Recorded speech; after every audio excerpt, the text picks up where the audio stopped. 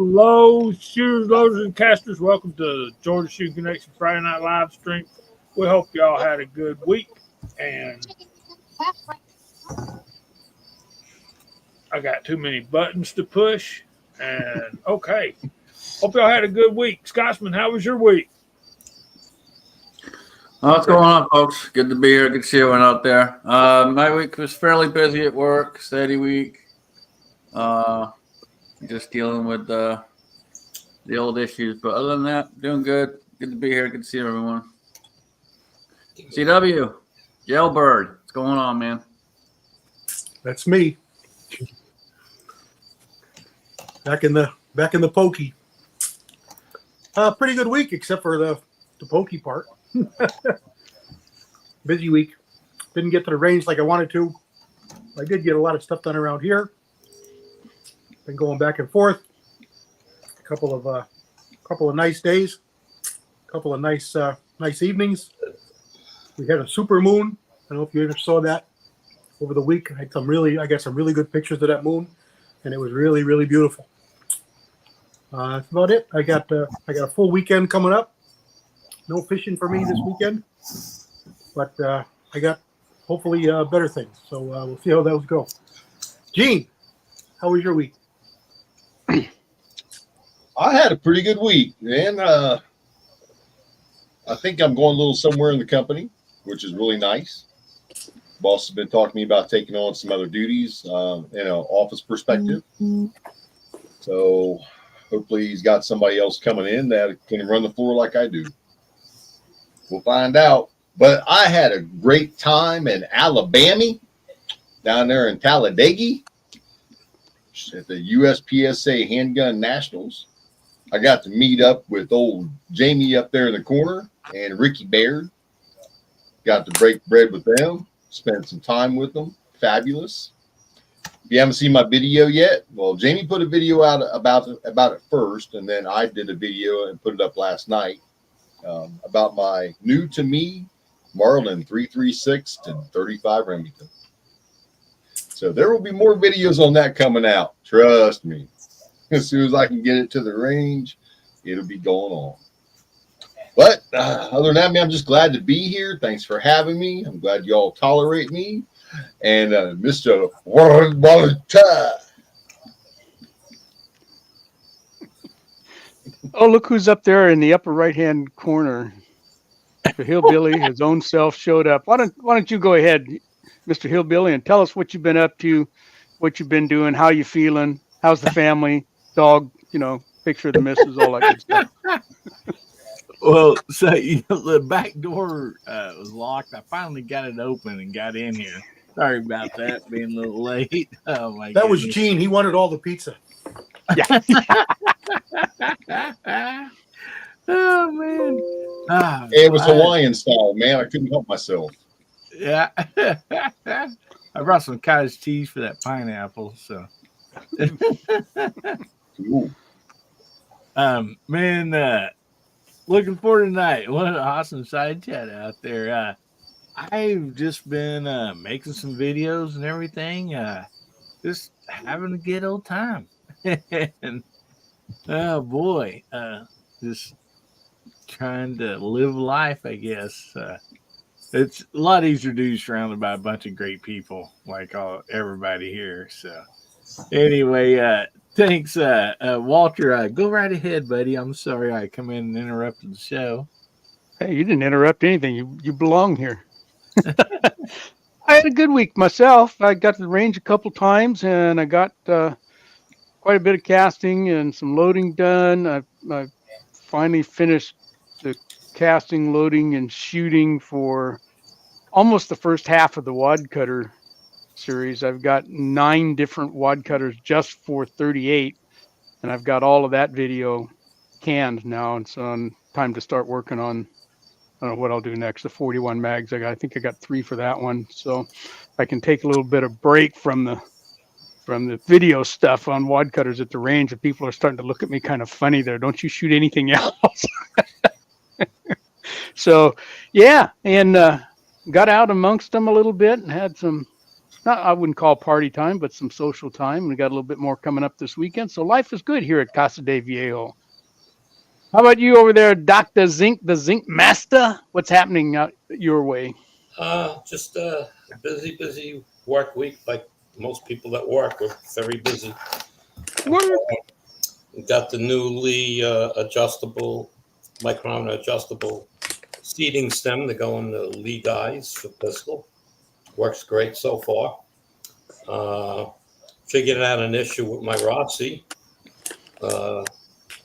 I bought a forward cantilevered scope mount, or two of them, sent one back. It was just not right. But anyway, Monstrum, I think, is the one that I wound up with. But anyway, I put the scope mount as far forward as possible on the rail. It's an added rail and it's made for the Rossi. And when I put it out there, I can't adjust the scope. It won't give me enough upward adjustment. It's like craziness. So I started doing all kinds of stupid measuring and found out that, I moved the scope back. It's really two rail slots because of the way the thing is made. There's no spot in one area where the screws are hold to the rifle. And I moved it back to that. And it seems like the front of the rail is like dipping down, I guess. I have to raise the rifle, or dipping up. No, dipping down, I guess. Yeah, and it's now I've got the adjustment back. Looks good. It doesn't cover the top eject. So now I can't wait to get to the range and check it out. Other than that, that's about it.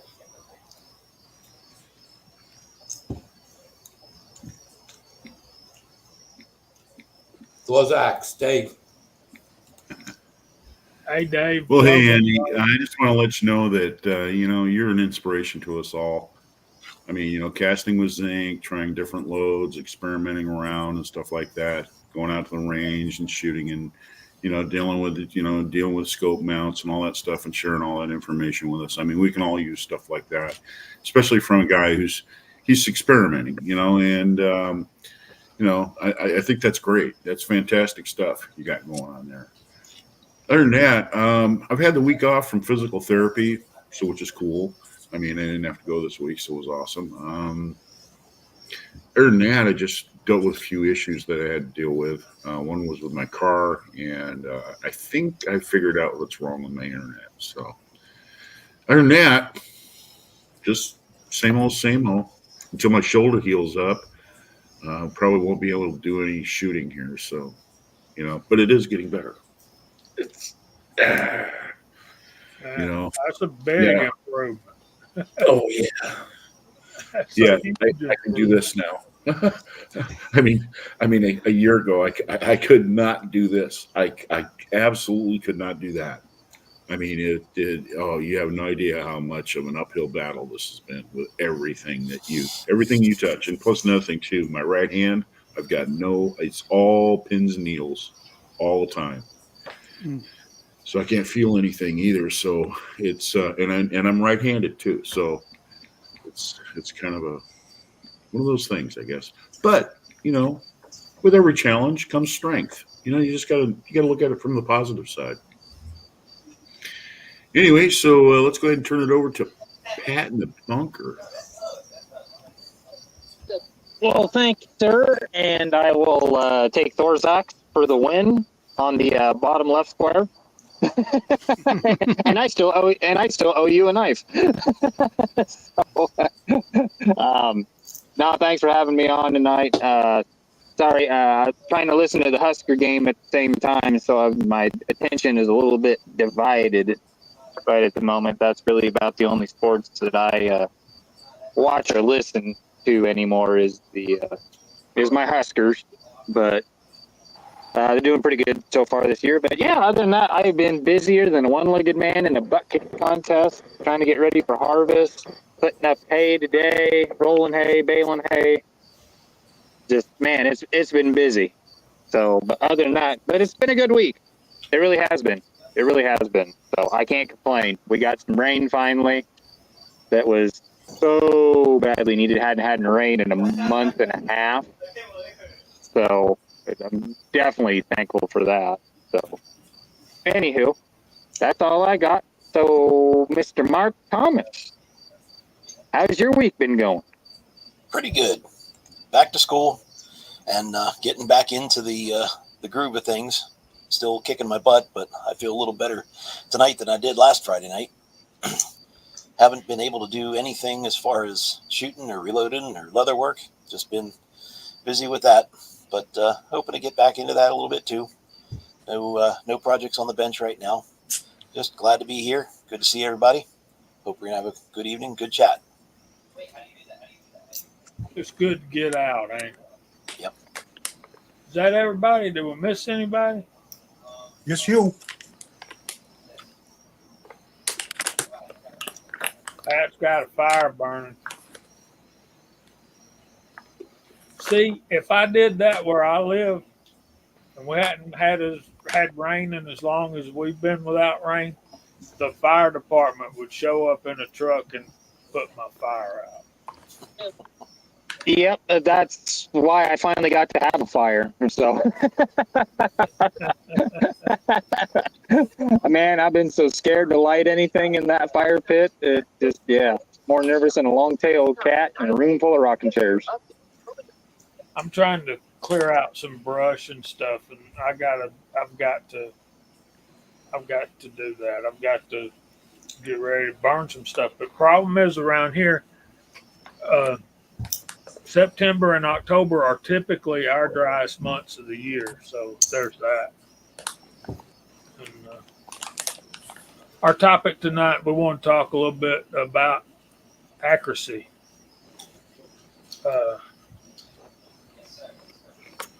Yeah, they would, Tim. But hey, dude, I'm married. I'm used to it. Y'all get that later. Anyway. Yeah, we want to talk about a little bit about accuracy tonight and things that we can do to improve our accuracy. And I can tell you already, we've got some good authorities on that subject in the panel tonight, and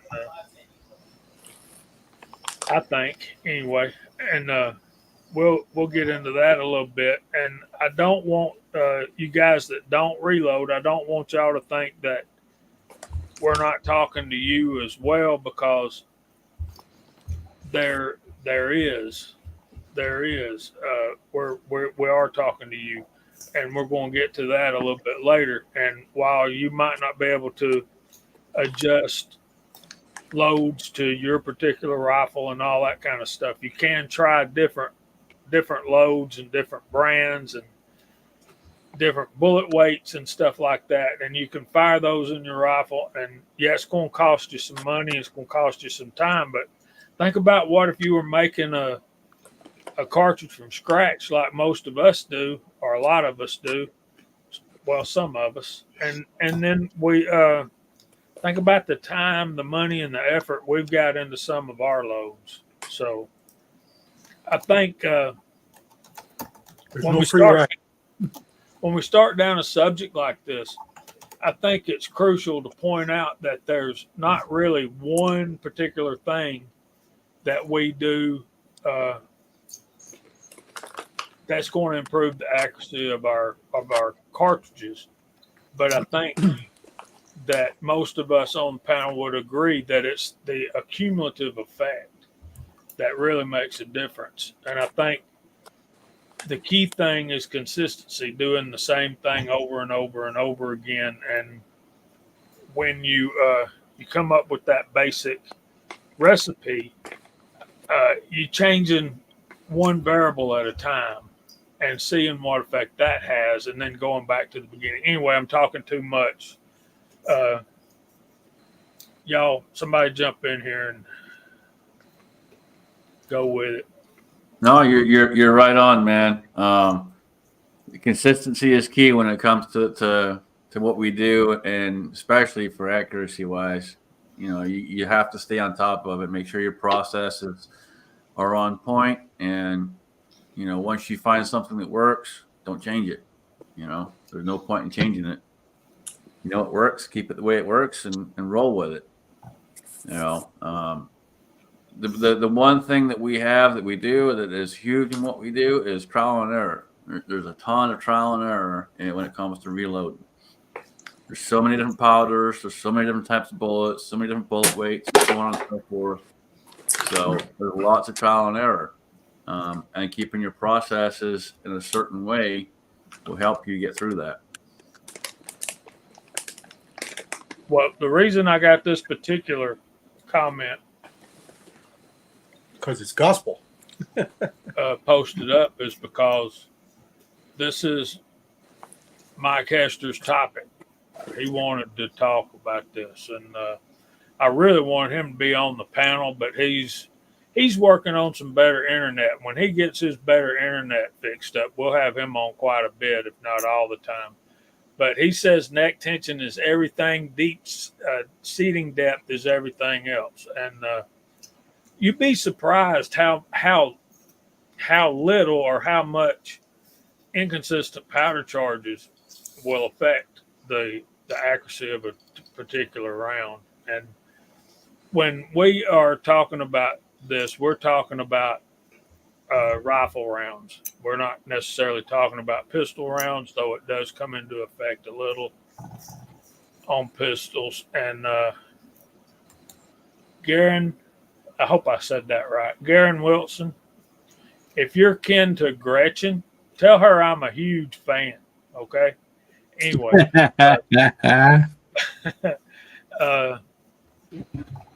bore sighting to me is get you on paper at 25 yards, and then you got to adjust.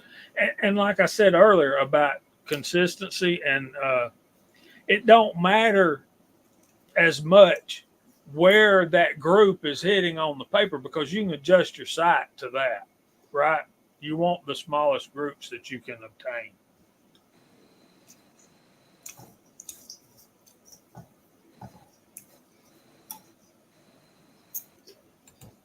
There we go. 38 special with 148 grain wad cutters. Unique is not a different powder, brother. It's It's quite unique, ain't it? it's the one. Yeah. Unique. Yeah, there you go. GGW's he says right there in one little line what it's taken me 10 minutes to say. Establish a baseline first.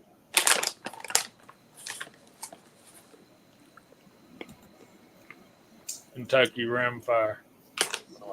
I bet you have a tough time with that, brother. Maybe just a little bit.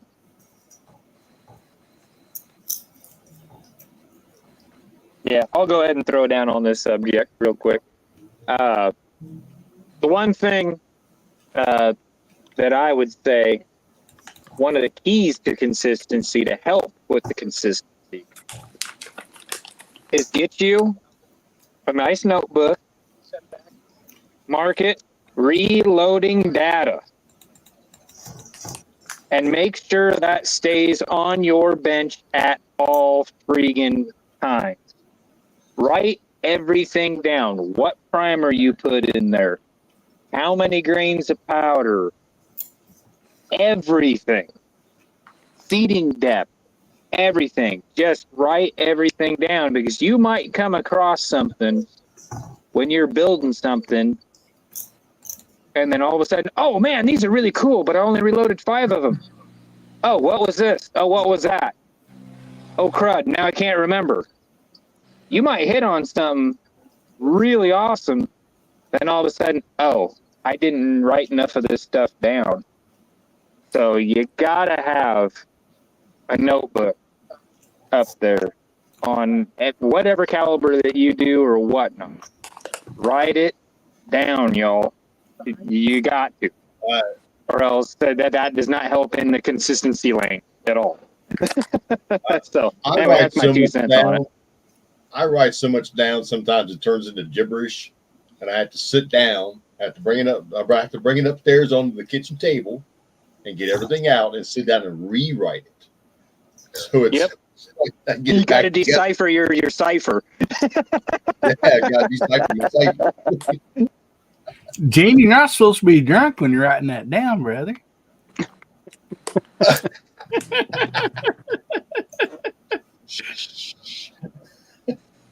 Esther says all Nah, that but stuff you- he had tattooed on his inner thighs. Well, he's a tougher man than I am. Well, like when I was, reloading for Miss Hot Shots 223 bolt action, I got it. I got every powder that I had that would work with 223. Then I picked up a couple other powders at the shop, and I load 5 rounds of each. But each powder I would do 5 rounds with each powder in each different load I was doing. So we ended up with, a box full of rounds taken to the range and trying out, and seeing what her firearm liked, as far as grain of bullet, powder, and charge. And we got it down to where I've got a really nice formula for it. It's accurate, and the powder is available. That helps. I'd Okay. like to ask fellas something. Most of us all know, you might get a new rifle or maybe a slightly used one. When you go to start this process for real precision accuracy, do you throw some cheap rounds through it to get the barrel season? What do you do before you actually start dialing in on the precision? I would assume you wouldn't want to take a new gun and start trying to shoot, precision, because a lot of times, the loads are off even if you're shooting the same thing. So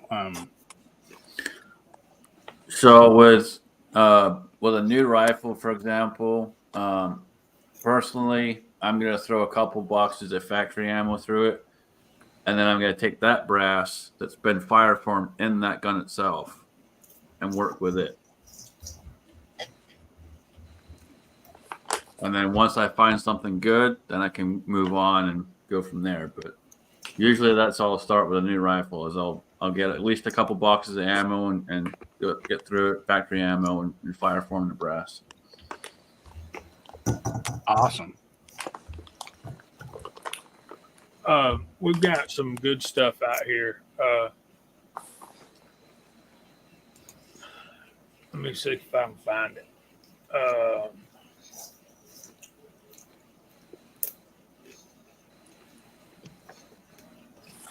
And I know Dave will want to stress this particular point. Golly, there's a lot of y'all making a lot of comments out there. Thank you for being here.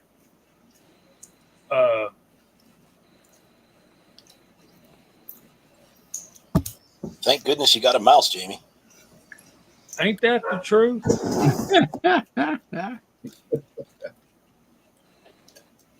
I'd hate to think that my dang up arrow didn't work tonight, and I'm sure it don't.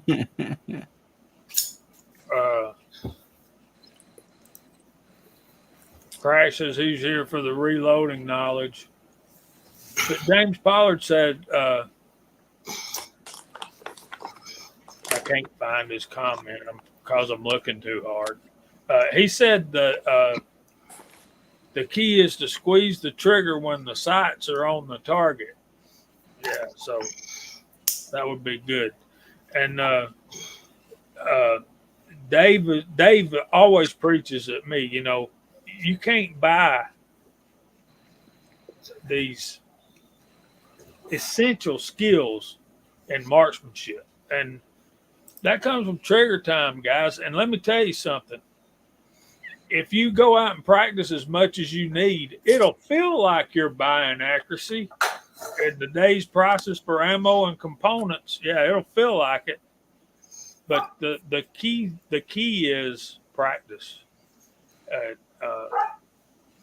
That I still can't find that comment. And then I think it was Info Bros out there said trigger pull is key for accuracy, and I won't argue with that point either. But I got to. We only have a few minutes left before we go through the side chat, but I want to ask you guys a serious question, especially Rebel out there and CW and Dave. We've already heard Mike talk about neck tension is everything and seating depth is everything else. And I would tend to agree with those two. But I want to ask y'all, what do you think?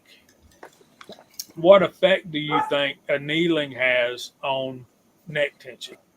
That is neck tension. That's what you're doing. The rest of the case could care less about softness of brass. It's your shoulder and your neck. That's the reason you're annealing, for neck tension.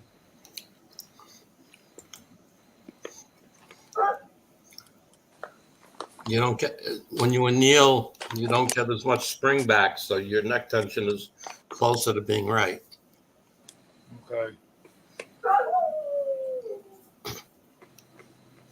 Y'all hear my puppy dog. That's also why a lot of the better shooters will talk about quality brass Yeah. for neck tension.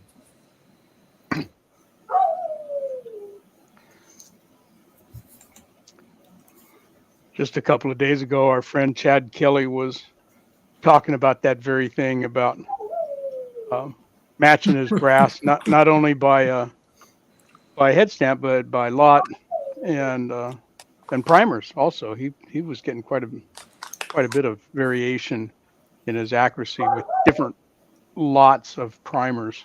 So he was trying to go through all his primers and match them all up by lot.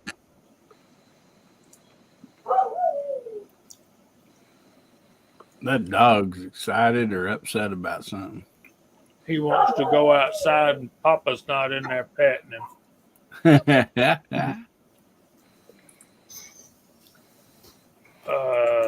Steven, Jamie? we can figure out this question. Go ahead, Dave.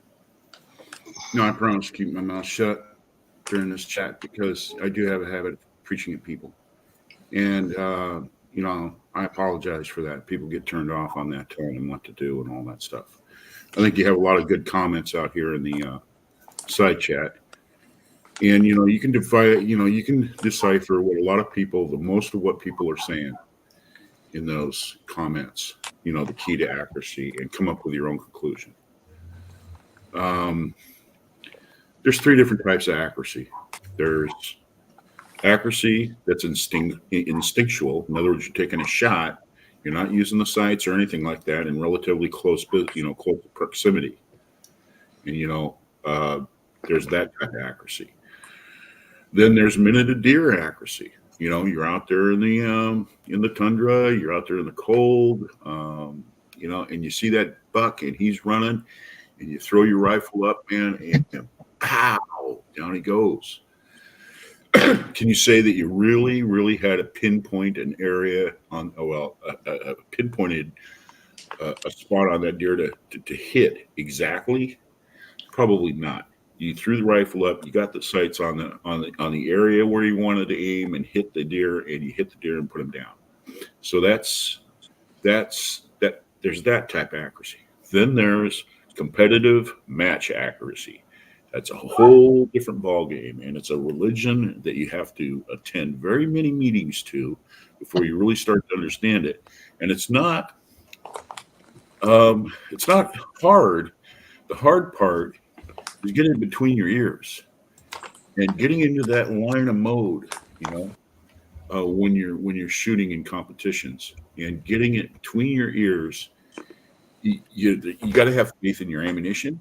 You have to have faith in your firearm, and you have to have faith in yourself. If you have any type of doubt or any type of negative thinking while you're trying to shoot there about any of those, or all three of them, or two of them, or whatever, I guarantee you're not going to shoot well. Yep.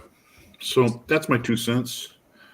You can try to make the most accurate ammunition in the world. You can sit there and have lasers and powder drops that are, just crazy measurements and everything like that. But if you don't really have what it takes in order to shoot, as your marksmanship skills, you're wasting your time. So get your marksmanship skills down first. Work, practice, learn how to shoot, and I can't say anything more about Mr. Pollard's comment. And I do have something to add to that. Trigger pull and sight alignment, whether you're using a scope or whether you're using a red dot, trigger pull, sight alignment happens at the same time. It's not two separate things. I got the sight alignment. Now pull the trigger. No, you don't want to do that. You're pulling the trigger at the same time that you're aligning the sights. You got to do it as one step. Otherwise, you're doing two different steps. You can't do it perfectly every time. And that's my 2 cents, and I'm going to shut up. And I just wanted to show you. I have credentials. I mean, I'm not some Yahoo, slow-pitted Joe Six-Pack Hilljack telling you guys this stuff. I mean, I've spent thousands and thousands and thousands of rounds, rifle and pistol. I've got bags of medals. I've got boxes of trophies. I've won money, the whole 9 yards. And I'm going to tell you, it's been a long road, dude. It really has. And all I try to do is just try to tell people the things that I know. And I'm going to tell you right now, there isn't any secrets. I'm not going to hold back any secrets to you guys. But it is about sight alignment and trigger control and confidence. Okay, I need to say something to you, and I need to say something to Big Al. First of all, if we didn't value your opinion, you wouldn't be here. So don't beat yourself up. If you feel like you need to add something, that's why you're here, brother. Big Al, I know I'll get ripped on this, but I sight in with a cold barrel, fire, let it cool, then adjust fire again. Let it cool, and it works for me. Let me say this: when you buy a custom built hunting rifle, the man that builds you that rifle is going to let that gun sit outside on his porch all night. He's going to go out in the morning, and he's going to fire one shot, and he's going to set that gun back down, and he's going to let it sit out there all night again till it's as cold as what you're going to be facing when you are firing that round at a deer. He's going to do that for 5 mornings in a row. And the group he gets is going to determine whether he is through with that rifle or not, or whether he needs to work on it some more. That's how these guys do. So you will not get ripped here for that, because as me and CW both have told y'all over and over, we're basically hunters. That's where all this other stuff is coming from. So, yeah, we appreciate that comment, Big Al, and we appreciate you for that. And Mike Hester says, I kill around 70 hogs a year, so, yeah, practice is Yeah, if you have the hunting rifle and you can't do a good cold bore shot, then you're kind of out of luck. Like Paul Loud says, one-shot groups, man, those are great. You pull that rifle up, you pull the trigger, it's where you want it to be. That's it. You don't need another bullet. Yeah, I'll kind of springboard off of what old Dr. Zink said down there. I'm kind of the oddball out of the group. I shoot an old military 1950 Type 53 Chinese Mosin Nagant, and put in, got rid of the wood stock, free floated the barrel and everything. Did everything I could to make it accurate. It's got a good bore on it and everything. Good gun. And my gun, at least with that old military style rifle, man, it loves to shoot with a fouled barrel. If I scrub that thing up and just make that thing squeaky clean, I got to put about 10 rounds through that thing to make it shoot right.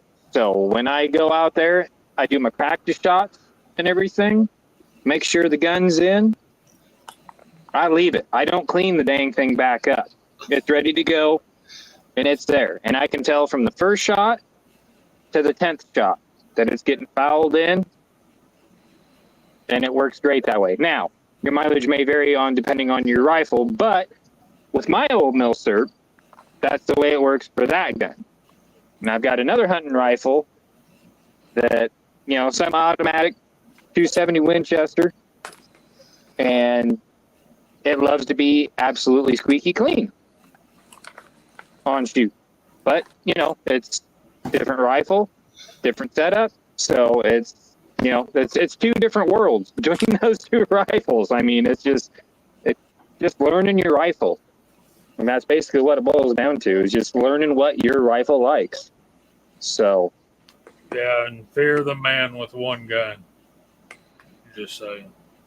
So it's past time for us to go through the side chat. So, Walter, I've got something in mind to type in. Let's see if we're on the same wavelength. What do you I'm thinking target. What do you got? X for target. That's pretty easy. Let's just go with X. Everyone can spell it. Yep. So yeah, like always, me and Walter are pretty much on the same wavelength. All right, let's see if we can call out the side chat. Y'all ready? Go for it. First one was the Scottish American. He's on the panel and then the side chat. Pat in a Bunker is in the side chat and on the panel. CW Longshot. Viejo is also. Glenn Davis. Reloading from Hot Pots on the target. There's Glenn Davis putting the X in there. Josie Wells, Wisconsin. Good to see you, brother. Hillbilly Ups on the panel. Kentucky Rimfire and Hobbies. GGW Outdoors, Andre D'Angelo. Abigail Finnegan's out there. Tactical Fudd, Duffer 426, Edward Petty. Paul Loud. Not that kind of X, brother. Let's throw that up there. Kyle's out there. Abigail did the same thing. Bobby Barlow's out there. Mr. Hester, the Rebel, is out there. Alaska 1 Andy Stephen M. Mann. Big Al's out there. Tactical Fudd. Armament and Axes. Mr. Pollard's out there. Let's see. Tim S. Crash is out there. Man, I got them pictures, dude. That thing makes a world of difference. And we need to thank Josie Wells for that as well. Rebel, 67 Rebel SST AMC 01 guy. Dale Pogue's out there. BPJ, what's going on, brother? Tactical Rabbit 308 and Info Bros. Mr. Bob.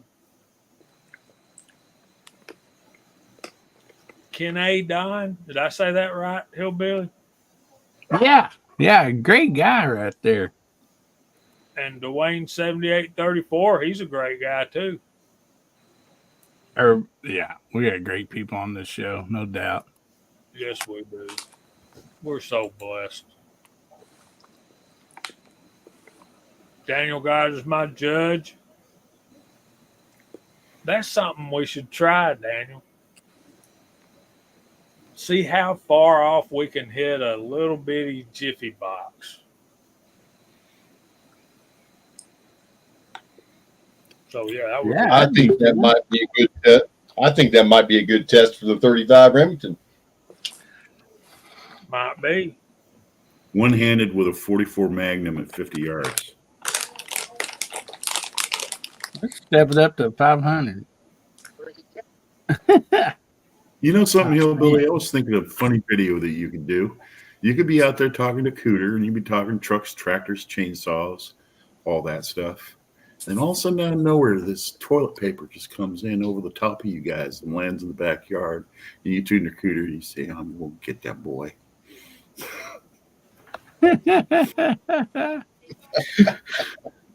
So we got Walks Fletcher out there too, man.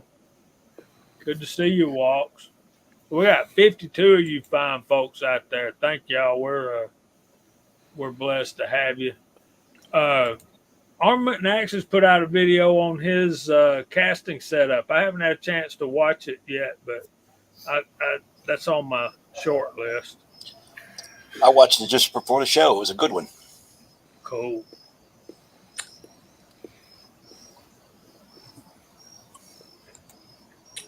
So, yeah. All right. Rebels asked this twice, and I missed it the first time. I have not tried solid copper, so I am out of the loop on this one. Do you notice the difference in accuracy with copper and cup and core without cleaning between them? So it seems to me you got that solid copper bullet. I think where you would see a difference would be in penetration and performance on game. You got the cup and core, that's a copper jacket. So they should stay together inside the barrel. If you don't, you got a real problem.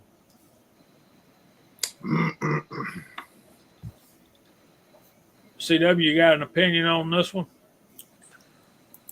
Well, it was a few months ago that comment was made by, what's his name there?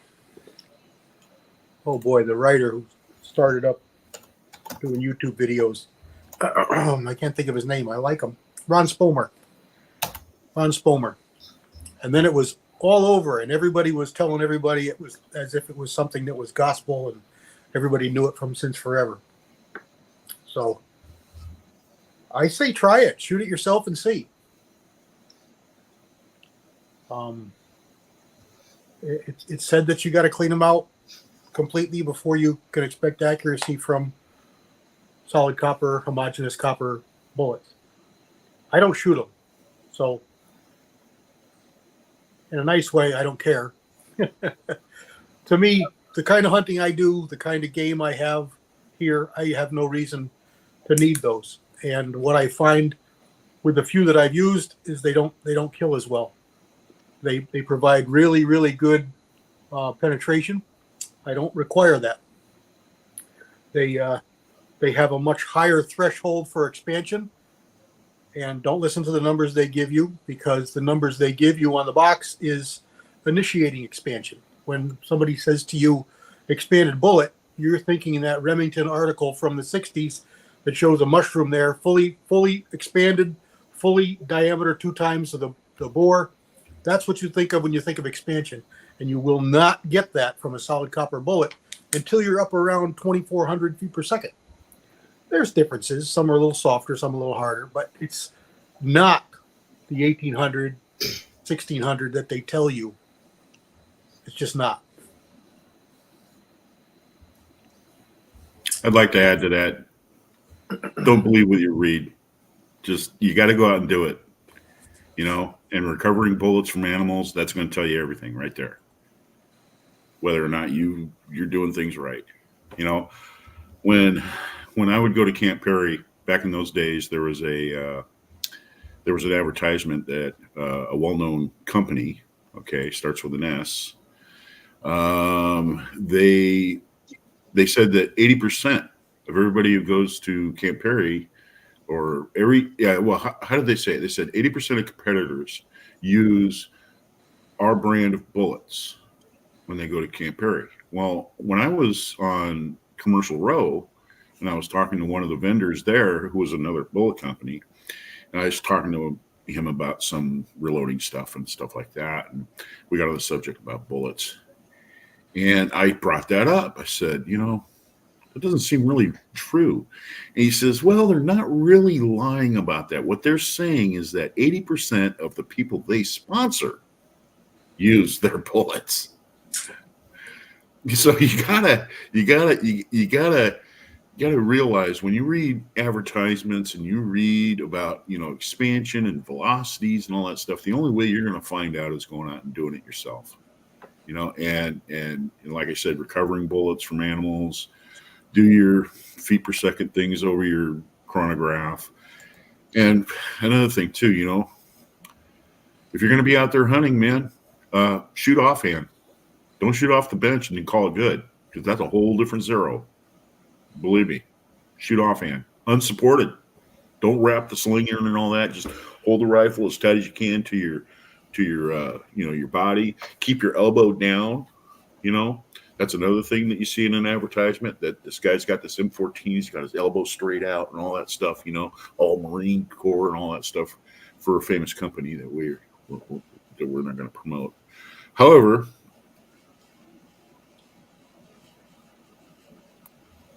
Yeah, hunting's kind of similar to fighting.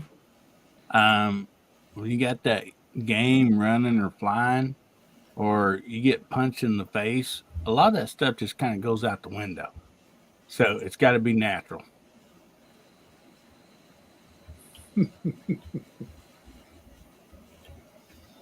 I'll tell you what. I'll accentuate what Thorzak said. Don't chicken wing it. That's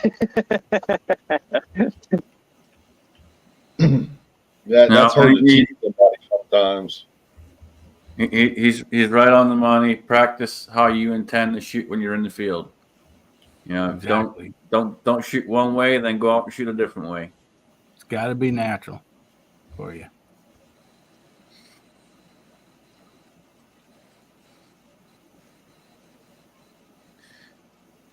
I see the chicken wing all the frickin' time, man.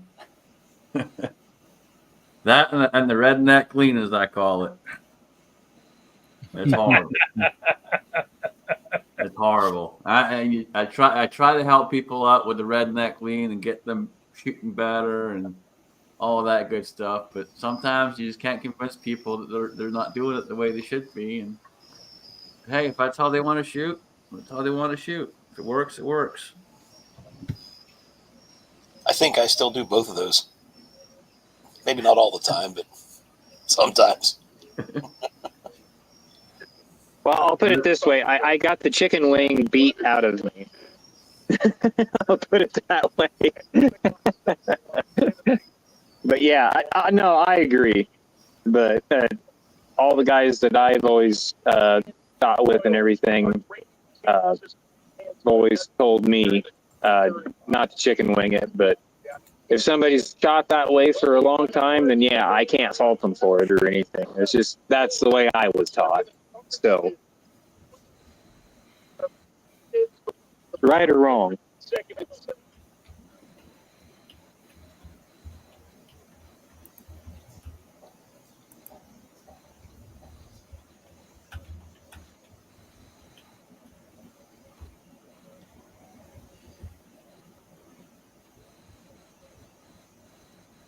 Okay. my internet's acting up, Jamie, so I might drop out. And if that's what happens, then I probably won't return. We understand, brother. We're just glad to have you when you can. Well, I'm happy to be here. All you guys are all contributors to a great thing here. Let's hold it together. All you guys. I appreciate y'all. Really. Well, funny you should bring that up, Dave, because that's becoming harder and harder on the YouTube side anyway. I will say this to all you guys. We got 52 of y'all out there watching. If all of a sudden you don't find us on YouTube, please come to Rumble. We've started simulcasting over on Rumble as well. So if we get booted, which the way it's feeling, our current host could decide they're not having any gun content on their platform, and that would not surprise most of us at all. So, yeah, we'll be on Rumble if that happens.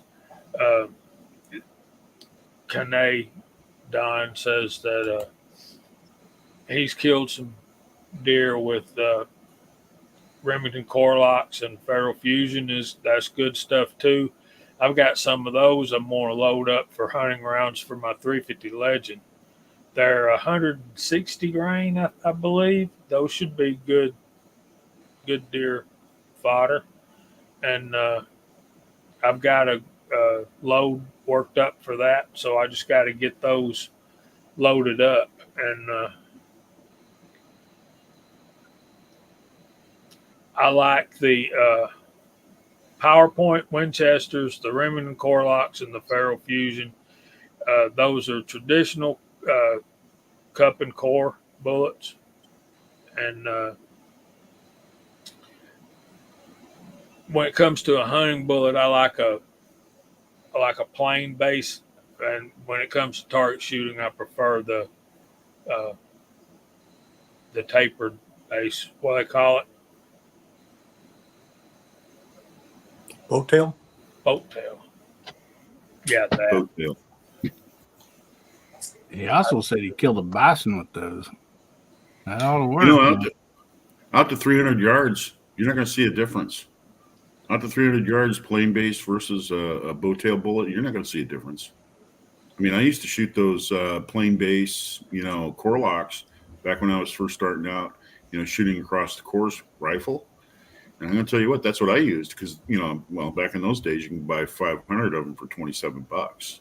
So, that pretty much, I had a beer budget with a champagne desire.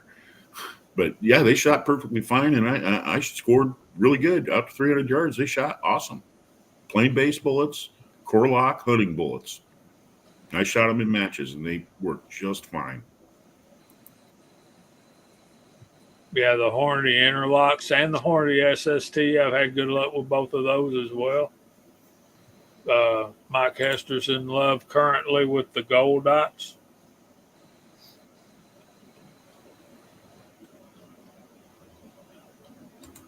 There's Mr. Ron Wayne. Hey, buddy.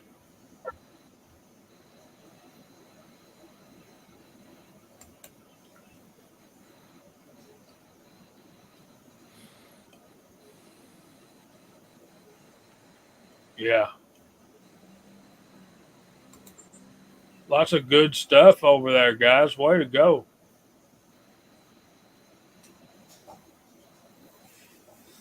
Y'all got me wanting to try some Spear Gold Dots now. You never shot them? I don't think so. Yeah, they're good. They're good bullets. I've used them. I will continue to use them for sure. I just worked up a load with those in the 30-06. Oh yeah, man! I got to get my 30-06 to shoot, dude. Yeah, 30-06 is awesome. Yeah, 168s I went with. I had a couple boxes of them. They shot really good. I had a huge box of 168 grain Sierras, big 500 pack box. It was about half full. So I worked up loads with those, and then I dropped it back about 20% and loaded the gold dots, and then worked the gold dots back up till I got accuracy, and loaded up like 6 boxes of bullets and put it on the shelf. I think I was 27 and change, 100 feet per second, and it was shooting a loose inch. So I was perfectly happy with that for what I need.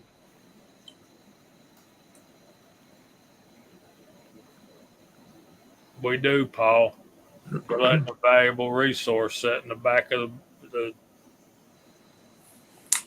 safe, man. Duffer ain't wrong. Porlock been around since 1939. I remember seeing those back in the day, guys. You actually saw gun and ammunition commercials on commercial television. You really did. I remember. But we also saw beer commercials and cigarette commercials that were pretty regular as well. My computer just did something really crazy. Are we still on? Oh yeah. Yep, we're here. Yep, still 5x5 here. So Josie Wales, Wisconsin.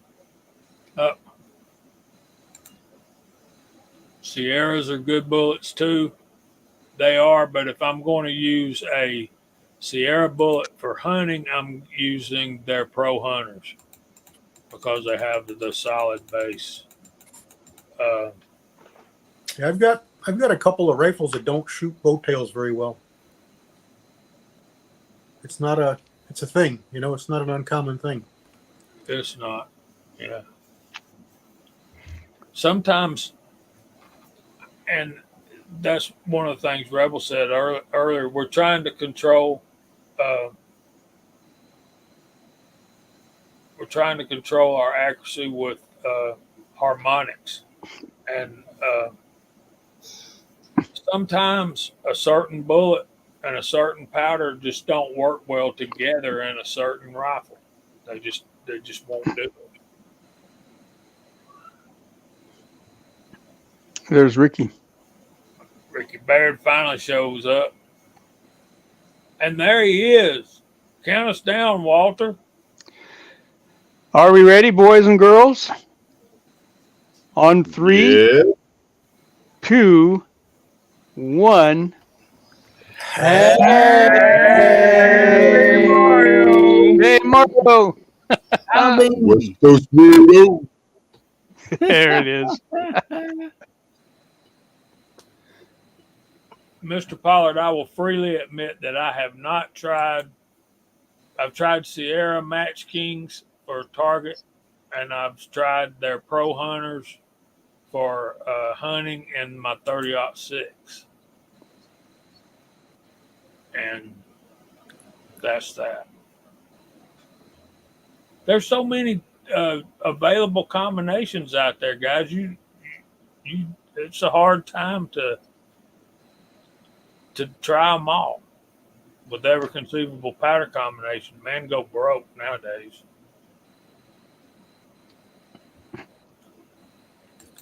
Jamie, what, if you don't mind, what would you say the difference? Like, everything looks good on paper, the bullet that you're loading and all that, but then when it comes down to hunting, there might be a different bullet you'd want to load, right?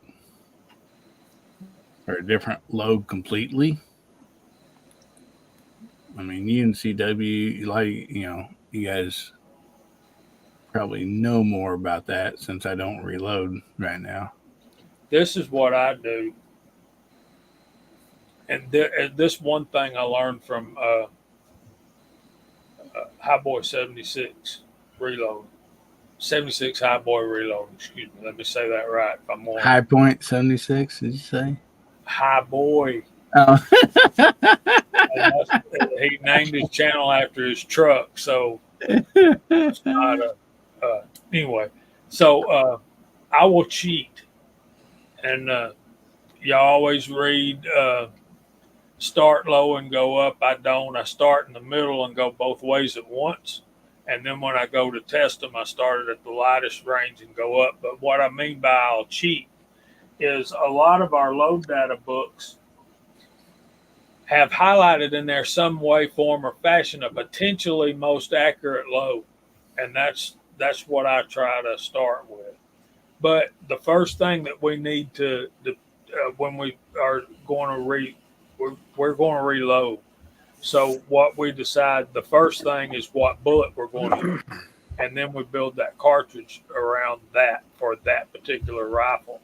Now, if you've got more than one rifle or more than one platform for a particular cartridge, you would like to have one that would work in both, or however many that you have. For example, I think right now, well, we were talking before we went on 22s, which we don't reload for anyway, but I couldn't believe that I had 5 22 caliber firearms. And when it comes to 38, 357 Magnum, I don't want to start counting them. But yeah.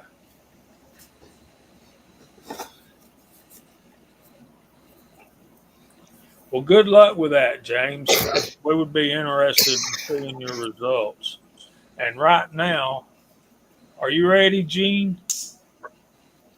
Yes, sir.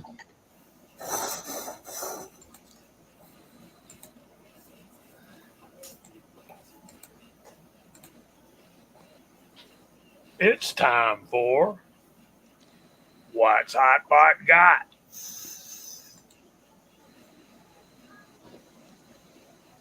I got too many buttons to push, y'all.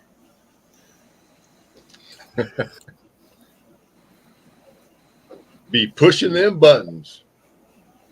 Y'all like my new background here? As with every episode of What's Hot Pot Got, it's naturally brought to you by my employment for Public Ammunition, your source for reloading components. Shameless plug. When y'all buying stuff, it really helps me out because it helps make my paycheck. And I get a lot of comments in the purchasing section to say hi to me. So I want to thank everybody out there that has purchased from us and to say, come on to those that will. Tonight, I brought a classic. I brought something here. This is a 270 Winchester. This is a nickel case. This is a Federal cartridge. Probably can't see that on there, but you get the idea. You get the idea. Nice little shine on it there. But this was designed by Winchester in 1923. It was produced from 1925 to present day. Its parent case is the venerable 30-06. The ballistics performance of this here cartridge goes from a 90 grain to a 130, 140, 150, and then back to a 130 SST. Now, hand loaders are going to do a little bit of different experimentation with this, but these are considering just factory loads. This is what I'm going by. The 270 Winchester was derived from the 30-06 Springfield, and bore diameter was likely inspired by the 7mm Mauser. The 270 Winchester uses a 270-inch bore diameter and a 277-inch bullet diameter. Introduced in 1925 along with the Winchester Model 54 bolt-action rifle under the name 270 WCF. Was not immediate success due to the popularity of 30-06, but shortly gained popularity, especially in sporterized hunting rifles. I thought I'd show that tonight. I haven't seen Walks out there. I know Walks would really love this. But that is what Hot Pot's got as per the subject tonight of hunting bullets. Yeehaw! Thank you, Gene. I love 270. Shoot, man, I just love to shoot. Who would kid? You know, I like them all. I don't care if it's a 22 up to a 300 Win Mag, 330 Lapua. I don't care. I just want to pull a trigger. Yeah, That's it. I even got a trigger finger. yeah, you do, don't you? So good night to Kentucky Rimfire and Hobbies. We'll be in touch. Hopefully, we can get you on with us next week. We're planning the 22 challenge show next week. Andy, you got anything to add about our quest for accuracy? Exercise. You not used to holding the weight of the gun, whether it be a rifle or a pistol. So your shoulders, your wrists. So my biggest thing is holding a round, like a piece of a broomstick with a rope through, drill a hole, put a rope through it, hang a weight off of it, roll it up, roll it down with your arms straight out. That's a good idea. That builds your wrists. For you'll find yourself doing less trembling. Look at that.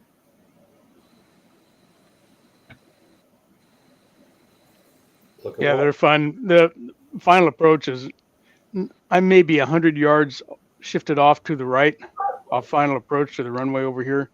And so watching those guys come in low and slow and just, they look like they're about ready to flap their wings, especially that 17 Flying Fortress. You know, he's out there womp, womp, trying to get So- slow enough to get down. Is the 17 bigger than the 25? A little longer. Longer. The 25 is the Mitchell, you know, kind of the twin vertical stabilizers in the back, and 17's just got one vertical stabilizer in the back. Okay. Here's a question.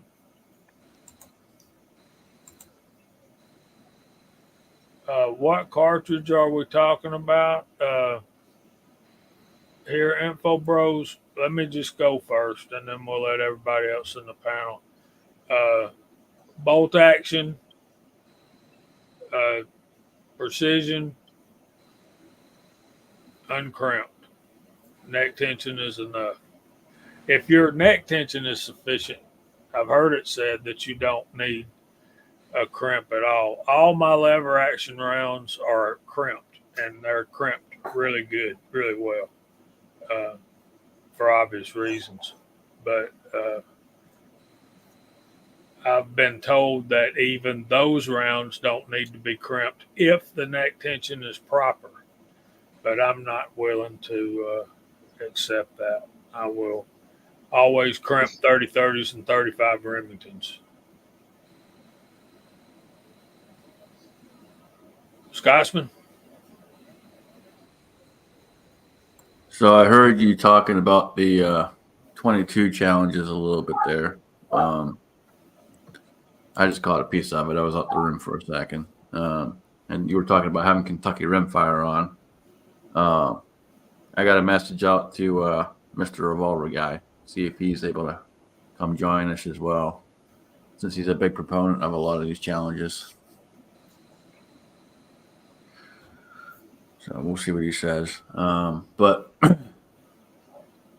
as far as hunting bullets and stuff like that, I haven't done a ton of reloading when it comes to that stuff. 95% of the stuff I've all done has all been target shooting for the most part. Hunting wise, you guys know I didn't get out the last couple of years, I think now at this point, and I probably won't get out this year, unfortunately. Maybe, but we'll see. But I don't know. At this point, it's not looking like I will. But we just keep developing stuff and keep playing with rounds, and we'll figure something out eventually as far as getting something put together. But out here, there's not a ton of rifles, so you have to use, we have to use straight wall cartridges, so it's more like lever action wise and stuff for us. So 44 mag and all that kind of thing out here. So I know my standard 44 mag load will probably work just fine, so I'm not too worried about it.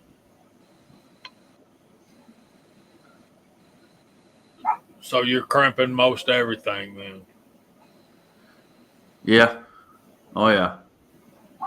Edward Yeah. Petty says he crimps everything, and Dale Pogue says he don't crimp 6.5 Creedmoor AR. Now, see, I would crimp that. Yeah, I usually crimp everything, at least a light crimp. It doesn't have to be a huge crimp, but I'll definitely usually crimp almost everything. I like James Pollard's approach as well. If I flare the case, I crimp it. You got to at that point. Yeah, and he's right. Sometimes crimp will improve accuracy. Yep. Well, and that's exactly why we do what we do. We you need to test. It's exactly what he says. You need to test. That's why we do what we do. This is why we are reloaders. It's essentially what we do. We're out there testing, evaluating, go back to the drawing board. Pat said it earlier, make sure you have a notepad, write everything down. Some of us have our own folders with everything out for our data of how we want our data and all that, and we record it that way. But you have to make sure you're recording all that and you have it. That way, when you go back, you still got it and you can refer to your notes and figure out where you want to go from next. Abigail, so funny. I reload 20 gauge. Crimping is required. Yeah. Yeah. Just a little, just a little bit. Yeah, it's definitely required. You don't want your shot rolling down the barrel. That would be bad. So, Abigail, is Winchester brass as bad as their hulls? Yes. No. No, not really. I'm really needing to invest in some good brass for 6.5 Creedmoor.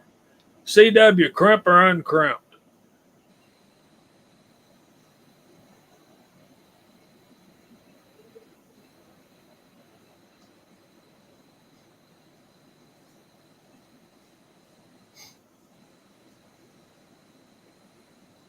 Hillbilly, crimped or uncrimped? You don't know?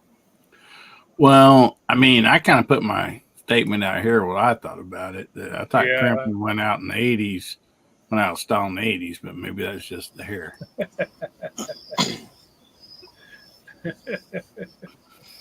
Yeah, and that's a good one, buddy. But yeah, shotgun, you're definitely gonna have to crimp that. And Abigail, I would challenge you to try roll crimping. Get you some overshot cards, and or maybe that's what you do. All right, already. We got Christian Grest is out there. Welcome in, brother. Hey, buddy. Maybe you should ask Cooter what he thinks as far as crimping. Do what? I don't know what he would say. There's no telling, buddy. So, So Probably make for a good video. yeah, it would. Hot pot, crimp or no crimp? To crimp or not to crimp is the question. I normally, even on my long range, I do just a super light crimp. And then I turn it as I'm crimping to make sure it's all the way around concentric. Just ever so lightly, just so I don't get anything pushing back into the case. Sometimes stuff happens at the range, and that will happen to a projectile going back in your case. As far as like my semi-autos, my handguns, I run a medium crimp on everything because I'm mainly using cast bullets. So I set it up just to leave a mark on the projectile itself. But I crimp about everything, just from maybe a super light up to a medium. So I'm a crimper. Glenn's at least a light crimp. Abigail reloads with her Lee load all too. That's great. That machine does what you need to get started. Mr. Bob, I crimp and save until I can afford a new gun. Amen, brother. Christian Grass says I'm a crimper. Just a light one will do. Yeah.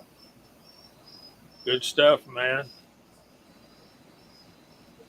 I need some stickers that say I'm a crimper. Wouldn't you like to be a crimper too?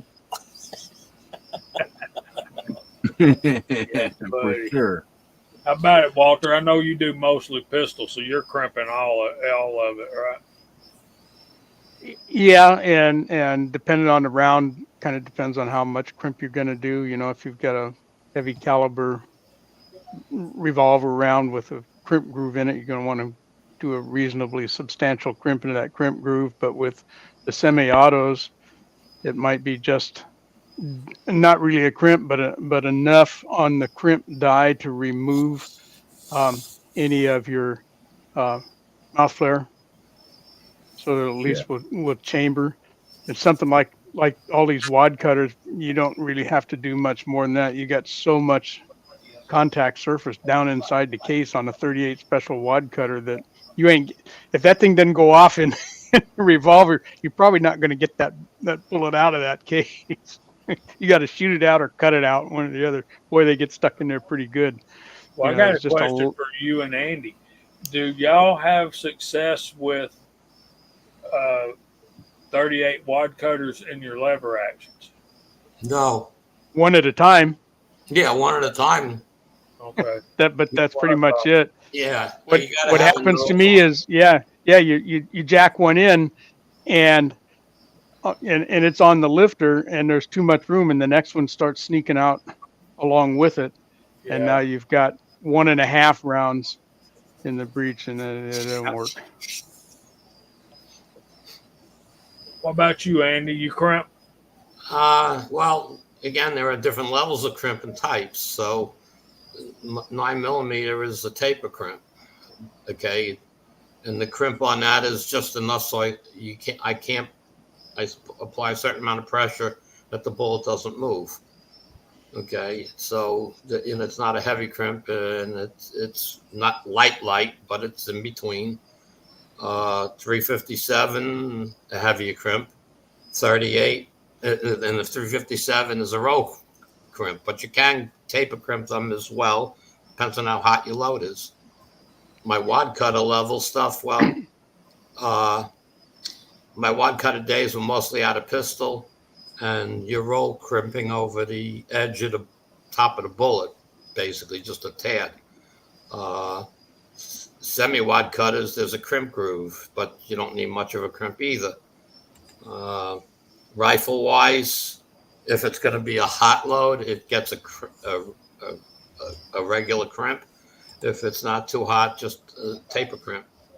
Depends on what I'm doing. And you got to find that crimp too. I take measurements.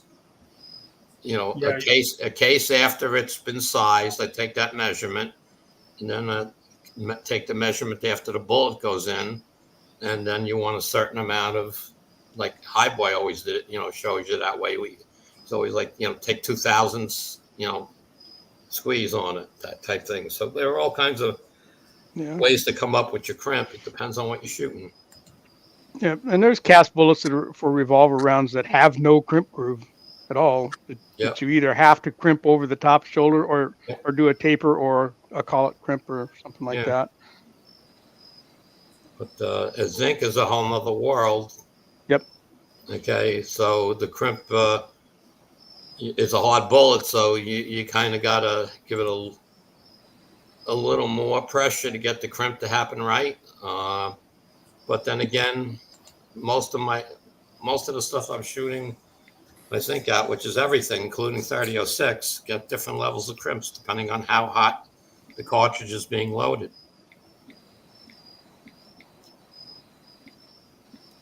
Yeah, you get a feel for it after a while, don't you? Well, yeah, because again, if you do measurements, start out with your size brass and take a measurement, and then you put a bullet in and take a measurement and say, well, if I got to come down 2 thousandths to bring it back to the original size, if you're doing a taper type crimp, and you just have to, like other people said, if you belt the mouth of the case, you got to crimp it to a point. But again, you can measure that crimp.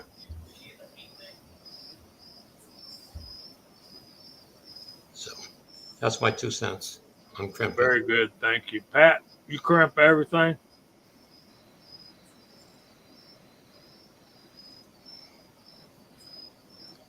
Well, I'm going to take this opportunity to say goodnight to everybody. Good night, Andy. Thank you for being here. Andy. We appreciate Good night, Andy. Everybody have a good weekend. Not Andy. We'll see whoever tomorrow night on UJ's channel, if anybody's coming on. See you then. Good night, buddy. Thanks for joining us. Yeah. Have a good evening.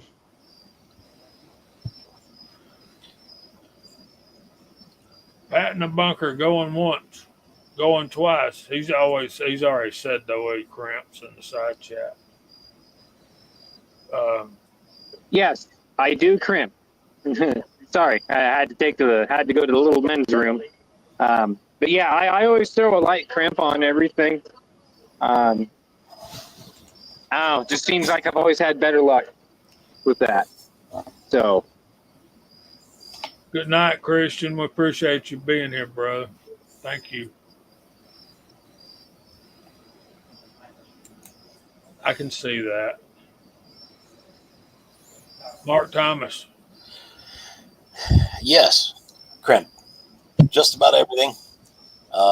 Light to heavy, depending on what it is. Cast bullets, of course, they're going to get a nice roll crimp.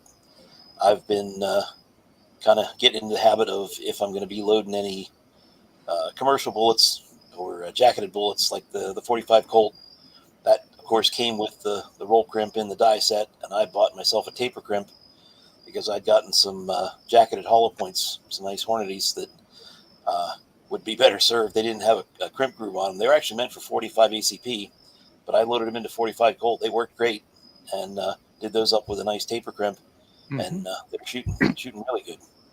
So just, adding everything to the collection of dies and trying different things and seeing what works, testing like we do. Yep.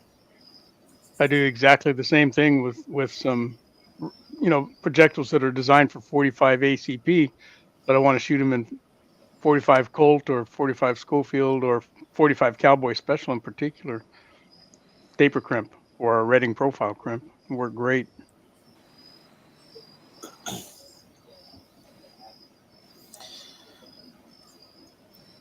I finally picked up some 44 special brass last week.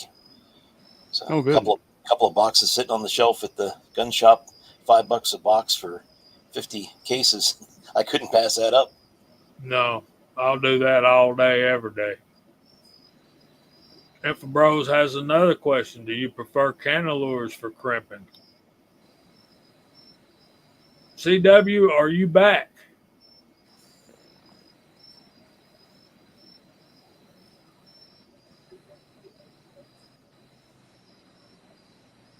Okay.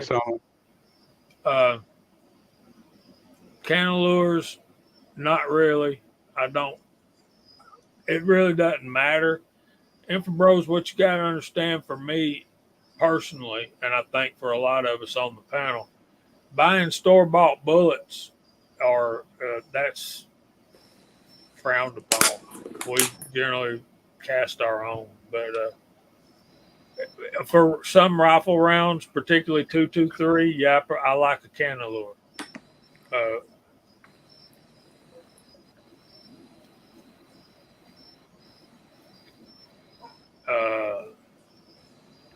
We're getting lots of good questions in here now. Timothy Burkett, can you use different powder coats on the same bullet? I want to make some red, white, and blue bullets. You can, but it's tricky. If you mix red, white, and blue together, it's like mixing paint. If you put it all in your shaker jar, and then you're going to have a purplish blue color, speckled looking. So what you can do if you want to have distinct colors, go ahead and do one color, your base color, get it all shook up and stuff, stand them up on end, then take a real lightweight paintbrush, a real nice, like thin haired camel hair paintbrush, and daub the other colors here and there on top, and then put them in the oven. And you might get a little bit better result that way. Or go ahead and plant the white on the nose on the me-plat or something like that. It's tricky to do it. You can do one color, put them in the oven, bake them, then put some more color on there and put those in the oven and bake them.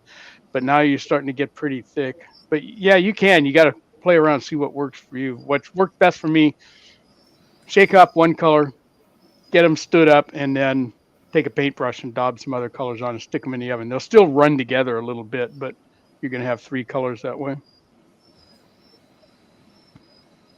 Okay, we're getting got a question here, and we're getting some responses. But to answer this question, Timothy, I would do 3 separate batches with 3 different powder coats. I'd do a batch of red, a batch of white, and a batch of blue. And red, what's worked well for me is Columbia Coatings Georgia Bulldog Red worked really well for me. But that's me. Of course it would work. And the white, I have not found a good white as of yet. But for blue, I would choose my Eastwood Ford Dark Blue. Mm-hmm. And we got some panel members bailing out on us here. Pat must have dropped out, and I know Andy had to go. And Pat's internet is sketchy like that too, y'all. Tactical Fud, do you use the seating die to crimp or a different die? And we've got some responses. We got GGW says I crimp separately. Edward Petty says I crimp in a separate process. I obviously do that too. Yeah, I prefer the crimp in a separate process. It's just, I think it's just more consistent. I don't Versus, think that's what he's asking though. Go ahead. I'm sorry. oh, you're good, brother. I was just saying, I think it's just more consistent to crimp in a separate process versus trying to crimp with and see it on the one die, because now you're putting multiple things into potentially causing problems. So I think it's just easier to do it in a separate die and get more consistency. Yeah, we've got a So lot of. basically, you're saying, like with my experience with trying to do the 2 and the 1 is a pain in the booty, and you always got problems. Yeah, I used to have some of those in my oh crap box. Never, and let me repeat, never would I set up my die, as in some of the instructions will instruct you to do, particularly RCBS. They'll tell you that you can set your crimp die, set the seating die where that you're crimping and seating the bullet at the same time. This is my thing. If you're pushing this bullet down in the case, how can you crimp it and hold on to the side at the same time? You're cutting lead at best. Back when we were traditionally lubing, it was pretty, and you did that. You always got a little lead ring pushed up right at the case mouth, and you just kind of flicked it off. Right. And it didn't matter all that much. But if you're powder coating and you scrape the powder coat off, now you've removed the lube. With a traditionally lubed bullet, you haven't hurt the lubrication at all. It's farther down on the bullet anyway, and it wasn't as big a deal, so you could kind of get away with it if you wanted to do it. I never did it anyway once I started seeing that lead coming up. But with powder coating, you start scraping up lead, or and powder coat both. Now you've got bare lead, scraping the rifling as it goes down through the barrel, so Not it don't a work too good well. situation. But I believe this is what I think. His question truly is do you use the seating die to crimp with, or do you use like a Lee Factory crimp die or Another totally different die, yeah. And that seems to work best for me, is to have two totally different dies. The reason I say that is because I like to use my turrets, and particularly for pistol rounds. When you're doing pistol rounds on a progressive or a turret press, I think you need that separate die, not just a separate two separate processes. Which, yes, most seating dies do have a crimp feature built in the die, but then you got to go back and adjust your die down, turn it down in there further, and set up your crimp that way. But yeah, good questions, guys. This is good stuff. Yep. But yeah, I would always seat the bullet first, then do your crimp.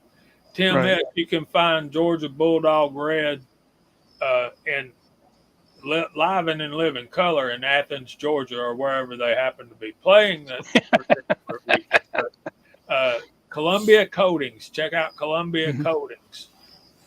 And CW likes the Redding profile crimp. But yeah, I would. That's a nice die. I need to check. I need to get me some of those. And I'm way They're, behind, and it's time for our verse of the week. Go ahead. Somebody was saying something. oh, I was just going to say, if you're loading on a single stage press, as opposed to the turret like Jamie was talking about, then you don't need a separate crimp die because you're going to seed them all and then come back and crimp them all, and you just pull the seat stem up out of your most of the way up out of your seat die and adjust it back down and go ahead and use it to do your crimp. That works really good with a roll crimp type die, or even the taper crimp version. So you can, it's a little bit different than it is doing it on a progressive or a turret where you have the option of having, a number of dies all set up for your process. But I'm a bit of a scrounger, and I'll look through any kind of a used bin, and if I can pick up an extra set or a third set of dies, I'll just take two out and put them both into the turret. Then I got my two separate processes. I got extra dies for whatever, and they go into the supplies. hey, we got Link here. Yep. Good to see you, Link. Good to see Kyle Lusk out there as well. It's time for our verse of the Yes, week. So let's get on with that if we can.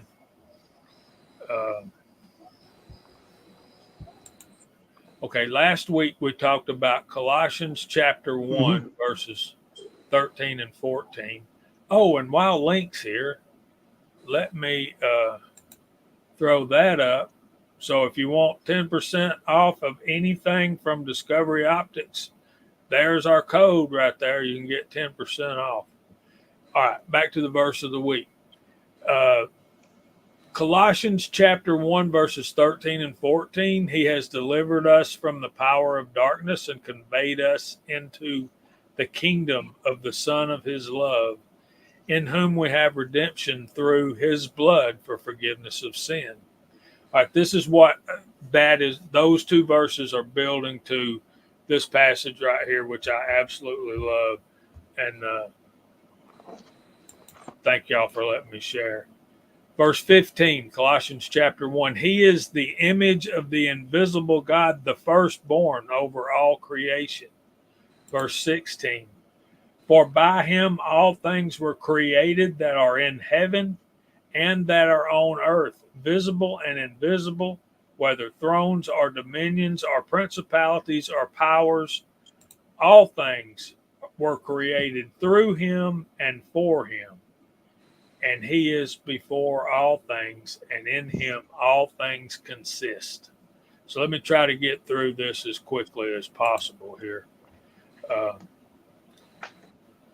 He is the image of the invisible God, the firstborn over all creation. All right. What we see in here is no one has seen God because he's invisible. But Jesus was the manifestation, or what we have here is this word image.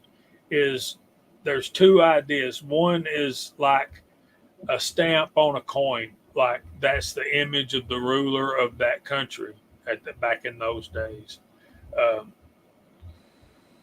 So you have the image of the invisible God. I mean, then when we get, and also like a painting or a portrait, it's the manifestation of the invisible God. Then we get to this word firstborn over all creation. Firstborn has dual connotation there as well. What we got is you have the firstborn being he came first in the birth order, or he was made firstborn or given a place of prominence. And both of those apply to Jesus. And then over all creation, everything that was made, Jesus is first and has prevalence over everything that was made. What we've got to be careful here is not to get the idea that Jesus is a created being, because he is not part of creation. And we'll get to this in just a minute.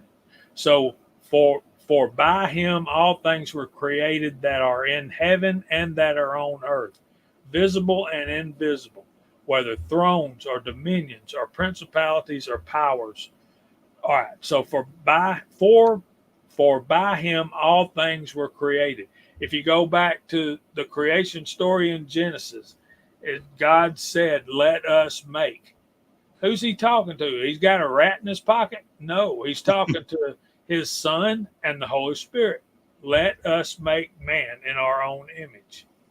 So, yeah, all that was created, the things that are created in heaven that we cannot see, things that are on earth that we can see, visible and invisible, whether thrones, dominions, principalities, or powers. What we're talking about here is all forms of government, all forms of divisions, states, towns, all of this kind of stuff. Okay. And we continue in verse 16 here. All things were created through him and for him. Jesus was involved in creation before anything else. And because of that, they were created through him and for him. He is, remember, firstborn over all creation. He came first. He was before anything else was. He is before all things, and in him all things consist. Jesus has always been. There never was a time when there wasn't a Jesus in the presence of God the Father.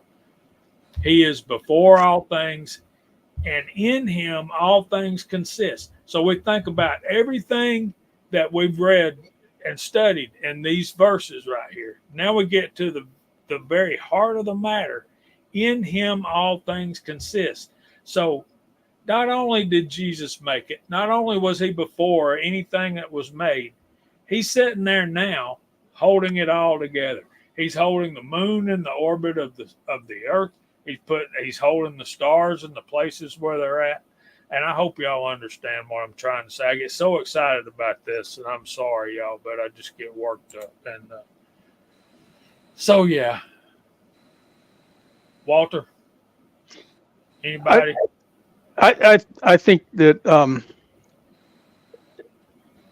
was it, yeah, in 16, where he's kind of enumerating all of those things.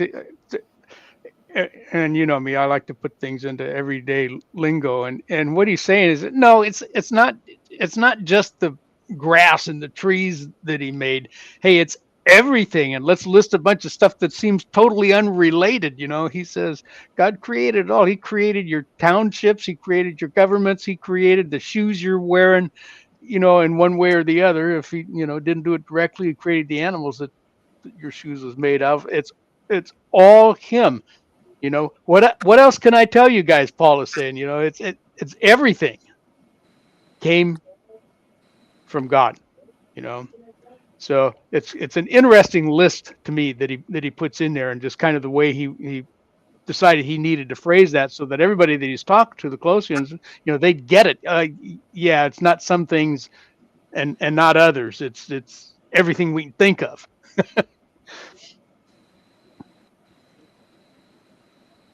Anybody else got anything?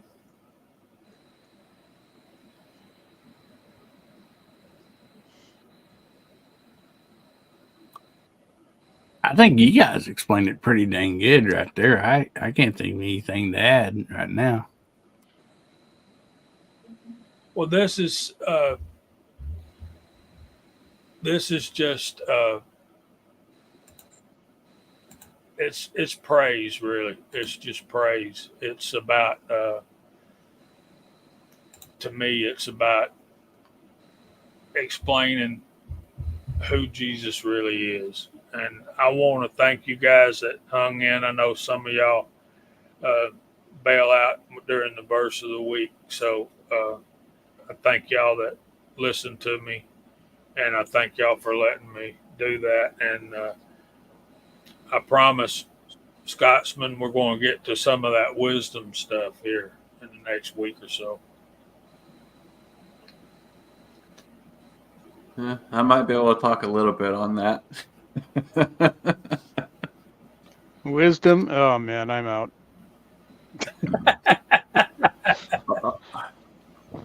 See, we got a few people on here with white beards, so that the wisdom will be flowing. Mhm. So,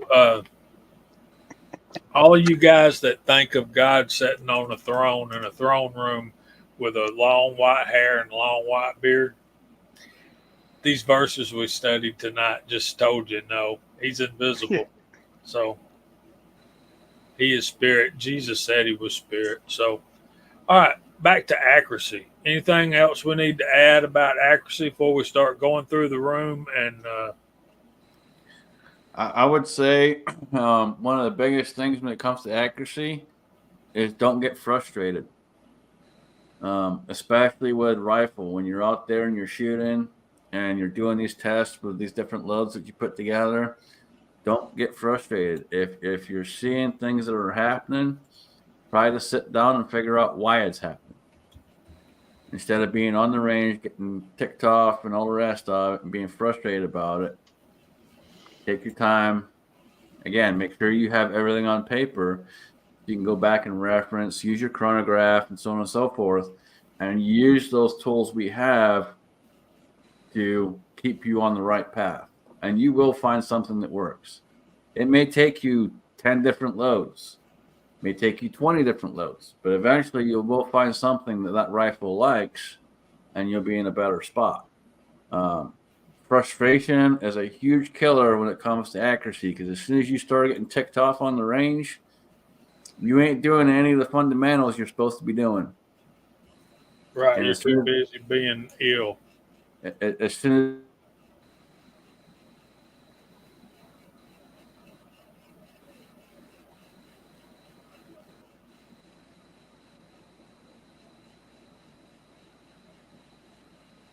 Oopsie. He's Where'd he go? He broke up. yeah, freaking, I think it's StreamYard, because my internet's perfectly fine. It Sound only good now. happens when I'm on YouTube and on StreamYard. Hmm. So I don't know what's going on, because it's fine on everything else. I understand, man.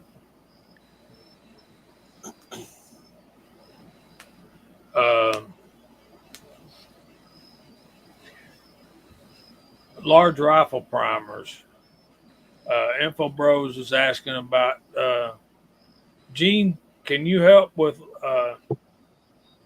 He's wanting to know what we know about the disappearance of large rifle primers. I'm telling you guys, it's the they I know they have not disappeared, but the price on them has went up. okay. Yeah, We they're have out large there. rifle primers in stock. We have them in stock in several different brands. Okay, so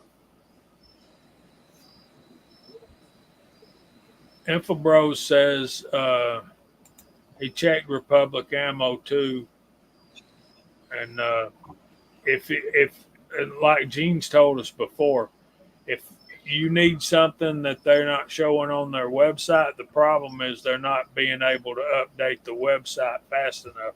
Just give them a call and ask them. Yeah, anything. If you see anything on the website for Republic Ammunition, and it says out of stock, call.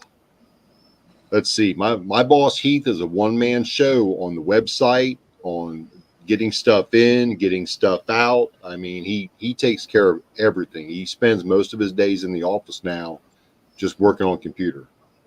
And he's out there trying to find deals to get stuff in. We're shipping stuff out. He's trying to deal with the website, which is there's so many products on there.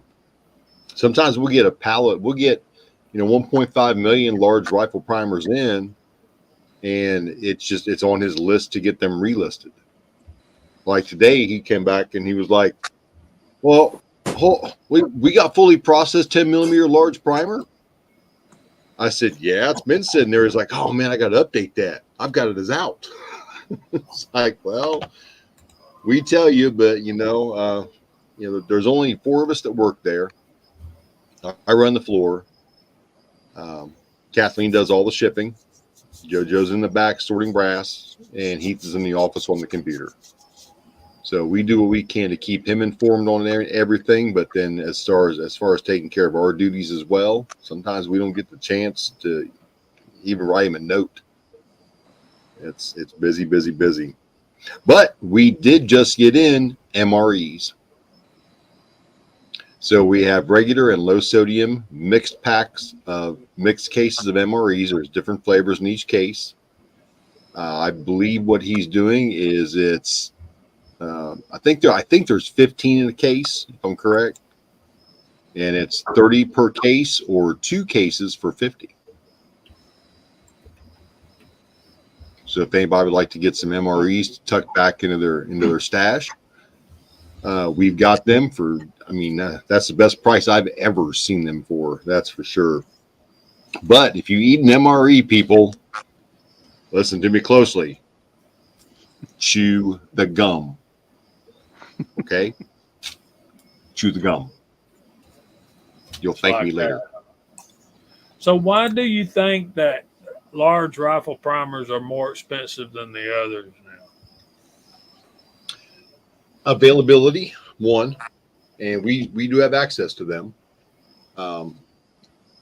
Just a more limited process. They just don't pump them out as fast as they do small pistol and small rifle. You know, those are the most popular, and then all the large stuff just comes secondary. But we have them. We've got Remingtons, we've got Gen X, we've got White River. I'm not sure if we got CCI or not. I'm pretty sure we have Fiocchi.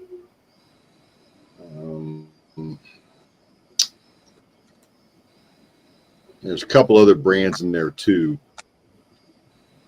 Right now, we're trying to hook on to a pallet of exact small pistol primers, and we got in 2 bricks of them. He gave me a brick, and another guy that we know gave him a brick, and all the testing on them has been fine.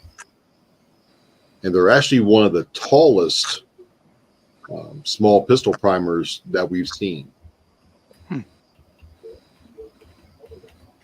I think they're .118 in height. Wow. Which is pretty tall. I'm looking at your website right now. Yeah. Your website shows Fiocchi rifle primers in stock, so got plenty of them. Yeah, we got Fiocchi, and we got the Gen X work fine too. I shot my 6.5 Creedmoor with the Gen X large rifle primers and had no issues. I've used them in my 308 and had no issues at all. But they're bolt actions, so it just depends on what you want to spend. I mean, if you want Remingtons, we got those, but they go hit you up for those because they hit us up. I mean, it's down to this, guys. My boss may only make a half a penny per primer in the resale because he's paying so much for them. He doesn't want to jack them up, but we are in business to make money. You know, we can't give stuff away naturally. Go out, I wouldn't have a job. But, you know, a half a penny to a penny a primer is the profit margin on these. So what you see on the website, if you see a box of primers for $42, there's not much being made on that. You know, not on our end. So he got into this to try to help people out. He didn't get into this to try to be a millionaire. He got into this to try to help people out and to be a good source for components at a reasonable cost. Yeah, those Argentinian Serviciosi Aventuras that you guys have had for a really good price for a while there. They're probably still about the same price, like $43 a brick. That's one of the best deals going, and for a small pistol primer, and they work. I haven't had any trouble with them. You know, I've been through a bunch of them. I just got a couple more bricks here not long ago. Let's see. Me and Ms. Hotshot just shot over 1,000 rounds of the Cervacio at the Handgun Nationals. I think she had maybe one or two issues, but I think that was self-induced. Me, I did not have one primer issue out of over 500 rounds being shot at a radical speed. So that's saying something about them. And now these exact primers, I'm having great luck with those. I haven't tried I'm those. running a SIG P226 X5 custom ropes. So it's hammer fired, single action. And these exact are running 100% so far out of this brick. I haven't had not one issue with it. So there's that. That's pretty cool. But we need to get off of here and clear the deck for. Oh boy, yeah, it's late. Yeah, we're running behind.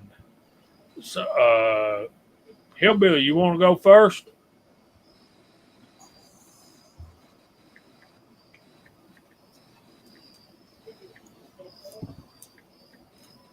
You there, Hillbilly? If you are, you're muted. Earth the hillbilly. Earth the hillbilly. He's probably out playing with his dog. He's out chasing Cooter around the yard. There he is. Dang it, Cooter. Get out of here, Cooter.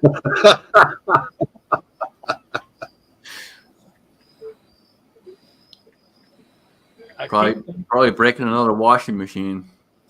Yeah, probably. Well, I'll start us off. I don't have anything planned this week. Just going to do what I can do. I might try to make a little trip to the range, but I don't know if I get any time. No leather projects, but we'll see what comes up. I have had a couple of emails and some people getting in touch with me.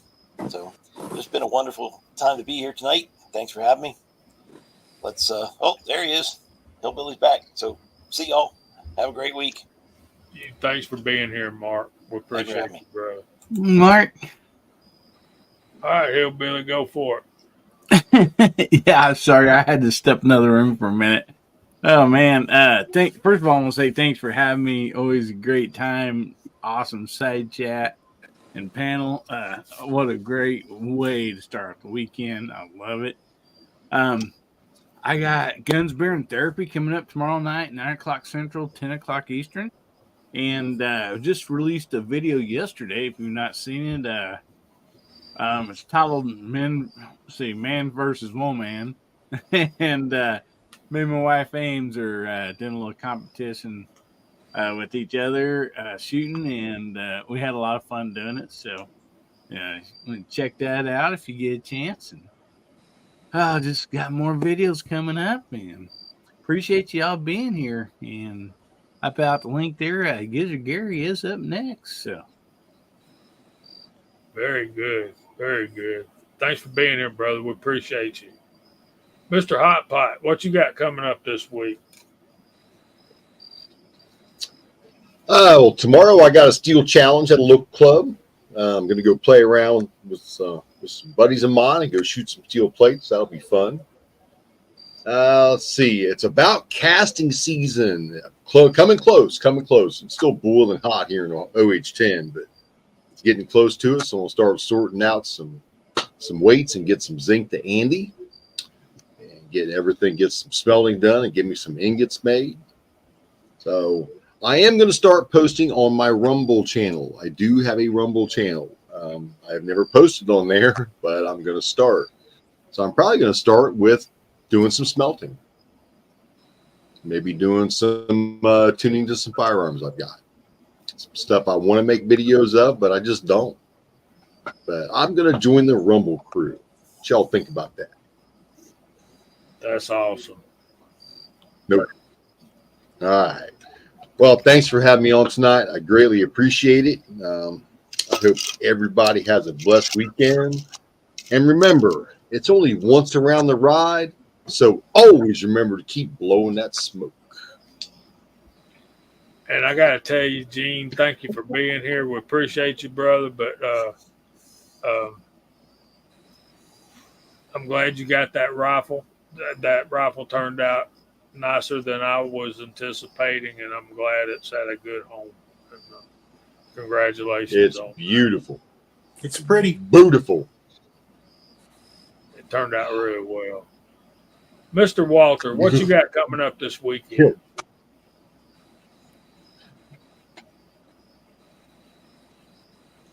There we go. Tomorrow, Saturday, I've got the air show going on overhead.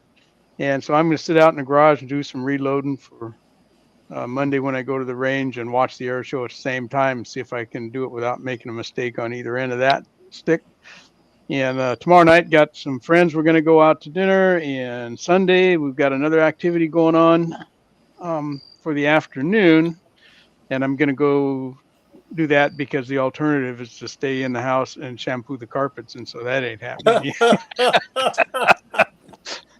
And then, yeah, coming up on video stuff next week, we've got Free the Few coming up on Rumble on Friday. And we've got Wad Cutter video coming up on Wad Cutter Wednesday.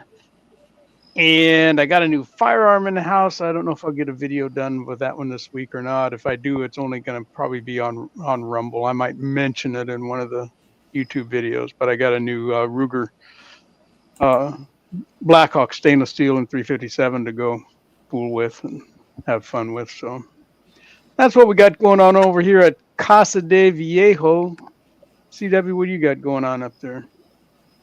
Well, I'm not going to have anything on YouTube for a while. I think I am locked out until the end of the month or the beginning of October. I don't know which it is. Beginning of October, I think. I do have this escalated, so we'll see. I don't see a problem with anything I did, so I'm really pushing this one, but we'll see. It's a second strike, so it's bad. If I get one more, I'll be done. So it's not good. I do have a Rumble channel. I've had a Rumble channel since I started this channel. And I did a video the other day, and I finished it up today. It's a Rumble, obviously a Rumble only because of I'm not posting here, but it's a casting video, so I couldn't put it here anyway. So that'll be up there probably. I don't know if I'll get it up the next couple of days because I've got some busy stuff going on. No fishing for me this weekend. I've got a little bit of work to do around here tomorrow morning, and then we are going to a party tomorrow afternoon into the evening. Sunday I've got a memorial service to go to, and then Monday I've got another another appointment I've got to make, and that may run into Tuesday. So we'll see how things go. I hope to get to the range. I'll make a couple more videos and I'll keep them in queue. But like I said, they won't be posted on here. They'll be on Rumble. So as we've said a few times, Jamie's mentioned it tonight a couple times. Check us out on Rumble. Most of us have Rumble channel, guys, and most of us have decided that's where we're going to be should something bad happen over here. So a lot of thankfulness from YouTube because, none of us would be here. None of us would know each other probably. It wasn't for YouTube, so we have much appreciation for that. But some of their views are not aligning with ours, so Rumble may be a better option for some of this stuff.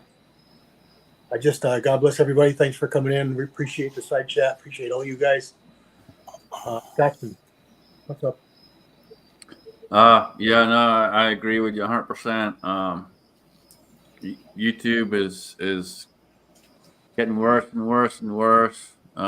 We had a chat here a few weeks ago, and we got struck on that one, saying we were selling firearms when we weren't selling nothing. So they're getting worse and worse and worse. Unfortunately, it is the largest platform, it is the biggest platform. And just like you said, if it wasn't for this platform, I wouldn't know all you fantastic people out here and all you fantastic people on the side chat. I've met so many good people on here over the years, and that's been a true blessing. But yeah, YouTube, I don't know. They got to figure out what the hell they're doing because something's not working right.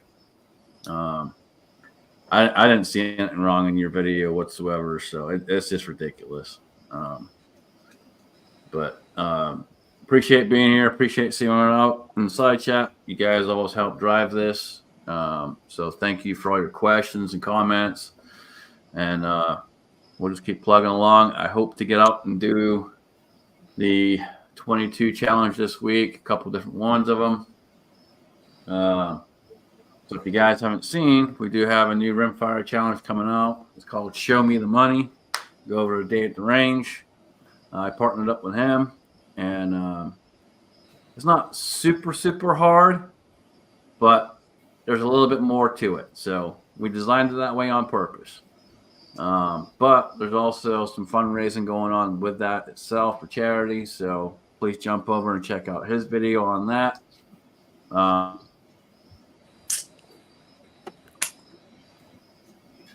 Drop out again. Just wanted to mention real quick about that 22 challenge.